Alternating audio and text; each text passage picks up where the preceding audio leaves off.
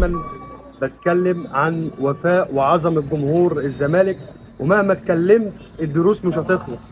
وادي درس جديد، واحد مشجع عاشق للزمالك جاي من بني سويف مخصوص للقاهرة عشان يقابلني، عشان اوصل الامانة دي لمحمود بنتايج.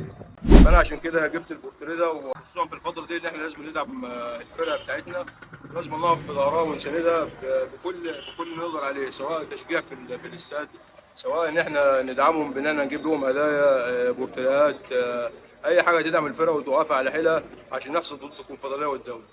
انا نفسي في التيشيرت بتاعه بصراحه، نفسي في التيشيرت بتاعه يكون يعني مدل عليه كده، عشان انا ناوي احطها في الرابطه عندنا في بني سويف. عندنا رابطه مشجعي الزمالك، وناوي احطها جوه برواز واحطها في الرابطه. يحيى محمود مشجع زملكاوي من بني سويف، جاي للقاهرة مخصوص من بني سويف عشان يديني أمانة أوصلها للنجم المغربي محمود بنتايج. عامل له هدية كده بسيطة، بورتريه وجايبه، وأنا بوعدك إن شاء الله إن أنا أوصل الهدية دي لمحمود بنتايج. تقول له إيه وليه عملت له الهدية دي وإشمعنى محمود بنتايج؟ محمود بنتاج هو اللاعب المفضل بالنسبه لي في الزمالك، وعشان كده عملت له البورتريه ده بقالي سنه عامله. فهو يعني لعيب بصراحه من اللعيبه الاجانب اللي دخلت قلبي، وكمان لعيب يعني اختار الزمالك، وكان اختار ان هو كمان يكمل في الزمالك برغم الاغراض كلها اللي جات له من النادي الاهلي.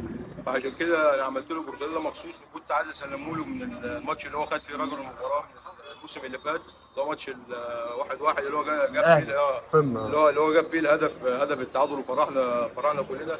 فانا عشان كده جبت البورتريه ده، وخصوصا في الفتره دي ان احنا لازم ندعم الفرقه بتاعتنا، لازم نقف في ظهرها ونساندها بكل اللي نقدر عليه، سواء تشجيع في الاستاد، سواء ان احنا ندعمهم بان احنا نجيب لهم هدايا، بورتريهات، اي حاجه تدعم الفرقه وتوقفها على حيلها عشان نحصد ضد الكونفدراليه والدوري. انت جاي من بني سويف مخصوص عشان توصل الهديه، يعني للدرجه دي انت عندك ايمان وحب بالزمالك وحب لمحمود بنتايج؟ انا بشجع الزمالك بقالي دلوقتي 12 سنه. 12 سنه 12 سنه من سنه 2004، من سنه 2011، من ايام الكابتن حسام حسن وابراهيم حسن ما كانوا ماسكين النادي. فانا نادي الزمالك ده ابو قلبي يعني بصراحه. نادي الزمالك ده كان فضل كبير عليه، وانا اصلا كنت بلعب في ناشئين الزمالك، بس طبعا ما حصلش نصيب يعني، وزمتهم كانت الفتره بتاعت 2011 دي في سنه الثوره وكده. طب تقول ايه محمود بنتايج ونفسك فيه؟ انا نفسي في التيشيرت بتاعه بصراحه، نفسي في التيشيرت بتاعه يكون يعني مدل عليه كده، عشان انا ناوي احطها في الرابطه عندنا في بني سويف. عندنا رابطه مشجعي الزمالك، وناوي احطها جوه برواز واحطها في الرابطه. طب اخر حاجه بقى، رسالتك ليه بقى؟ انت داخل على شباب بلوزداد وداخل على ماتشات حاسمه في الدوري يعني ان كله شاء ايه؟ الله يعني يركز، واللعيبه كلها تركز، وان شاء الله باذن الله يعني نتخطى الماتش ده ونوصل للنهائي ان شاء الله باذن الله، ونجيب بطوله نفرح بيها الجمهور، ونرفع بقى اسم مصر في العالي يعني. خصوصا ان احنا الفريق العربي الوحيد اللي لسه ما زال يعني موجود في البطولات في البطولات الافريقيه. الافريقيه والبطولات العربيه بشكل عام يعني. ان شاء الله باذن الله البطوله دي نحققها ونجيب الدوري ونفرح جمهور مصر كله يعني، سواء اهلي او زمالك يعني. باذن الله. انا دايما بتكلم عن وفاء وعظمه جمهور الزمالك، ومهما اتكلمت الدروس مش هتخلص، الدروس مش هتخلص. وادي درس جديد، واحد مشجع عاشق للزمالك جاي من بني سويف مخصوص للقاهره عشان يقابلني، عشان اوصل الامانه دي لمحمود بنتايج.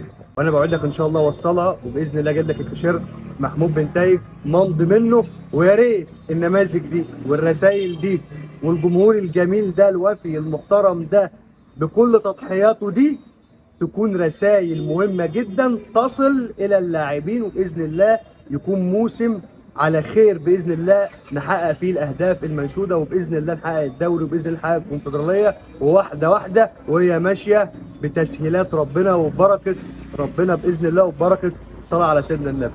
بصراحه اخر حاجه بس كنت عايز اقول ان انا عايز اشكر الاستاذ عادل، ان هو فضل معايا وتواصل معايا. بصراحه راجل السنه اللي فاتت هو بيتواصل معايا على طول، وبصراحه راجل ما يعني تواصل معايا لغايه ما وصلت لغايه عنده، وهو وعدني بصراحه ان هو هيوصل الهديه دي يعني.